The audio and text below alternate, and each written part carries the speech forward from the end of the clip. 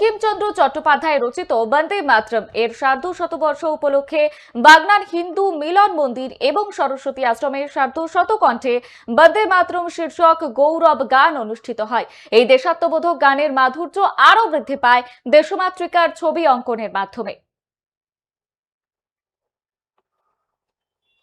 বন্দে মাতরম গানের সার্ধশতবর্ষ উদযাপন সেই চিত্র আপনাদের দেখাচ্ছি।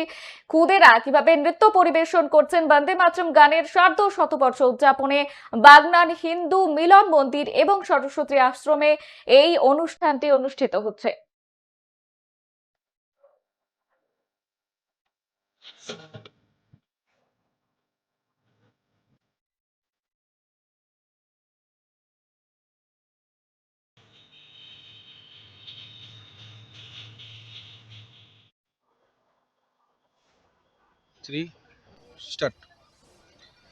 সার্ধ শতবর্ষের শুভালোকে ঋষি বঙ্কিমচন্দ্র রচিত যে গান গোটা ভারতবর্ষের হৃদয়ে এখনো পর্যন্ত গাঁথা হয়ে আছে, সেই গান আজকে এই যে বাগনান সরস্বতী আশ্রম ও হিন্দু আশ্রমের উদ্যোগে, সংস্কার ভারতের উদ্যোগে বাগনানে আজকে সেই বন্দে মাতরম গান 150টি কণ্ঠে গাওয়া হলো।